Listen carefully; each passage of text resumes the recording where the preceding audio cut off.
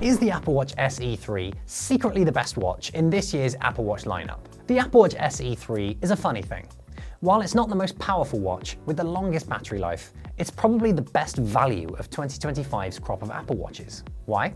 It's got the same fantastic chipset as the Ultra 3 and Series 11, and the same 18-hour battery life that Apple Watches have had for generations, with the benefit of fast charging, all at a really attractive price. Let's break it down to find out if it's worth parting with your hard-earned cash for. If you want to pick one up after watching this video, you can find the best deals on the Apple Watch SE 3 in the links below, as usual. So let's get into it. The Apple Watch SE 3 doesn't stray far from Apple's proven formula and looks much like an Apple Watch Series 9 or older. It features an aluminum shell with a nylon composite back and comes in two sizes, 40mm or 44mm. The bezels around the OLED display are thicker than those on the Series 10 or 11, which curve down at the edges. As mentioned, this looks more like a Series 9, so pre-redesign. But considering the price, that feels like a fair compromise, especially since it's now got an always-on display. Even when not in use, it dims the brightness and slows the refresh rate so that the always-on display still allows you to see the time and any complications you've set. This removes one of the biggest reasons for skipping the SE in favour for a pricier model, which you no longer have to give up the always-on display in order to get the savings. The display is also protected with the latest Ion X glass, making it 4 times more durable than the SE2. That extra toughness is a major win, considering some parents buy the SE for kids or teenagers as their first Apple Watch. Combine it all with Apple's up-to-date liquid glass design language, and what you have here is a great-looking watch. It's virtually indistinguishable from an Apple Watch Series 9 or lower to anybody but serious Apple experts.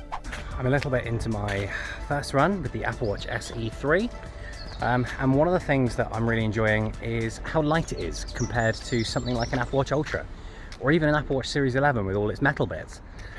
I know it's plastic, mostly plastic with a nylon backing, so it's naturally going to be light and therefore a little bit cheaper, but it really is hard to overstate how almost invisible it feels when it's on your wrist during exercise, whereas the Ultra series can feel a little bit weighty.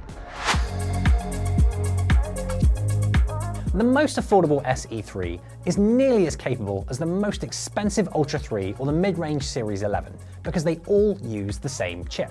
Navigation is simple. Your home screen is your chosen watch face, which you can long press to edit or swap.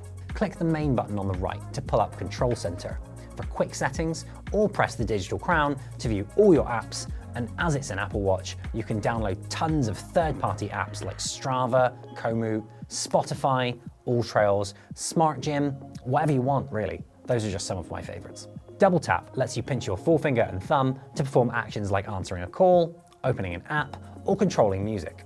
Wrist flick, new for watchOS 26, lets you flick your wrist back to return to the interface. After using it daily, I've wondered why it wasn't available before.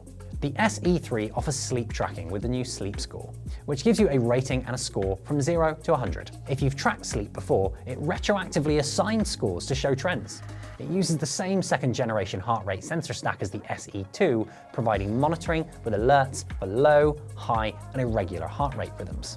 So I've just completed my first night's sleep with the Apple Watch SE 3, as you can see, because I'm in my pajamas, and I got a 92 or excellent sleep score.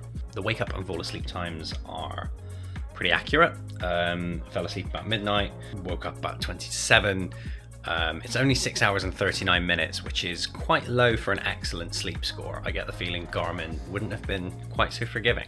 You can also get full activity tracking and temperature sensing from a wrist sensor, which upgrades cycle tracking with retrospective ovulation estimates. However, compared to a Series 11 or an Ultra 3, you're missing some health features including hypertension notifications, blood oxygen tracking, ECG, and sleep apnea notifications that aren't available on the SE 3. Overall, the SE 3 delivers the core health and activity tracking you'd expect from an Apple Watch. In side-by-side use with the Series 11 and Ultra 3, it produced similar results for workouts, sleep, and heart rate, even though it's missing a couple of those health features highlighted earlier in the video. Apple says the SE 3 is up to 30% faster than the SE2.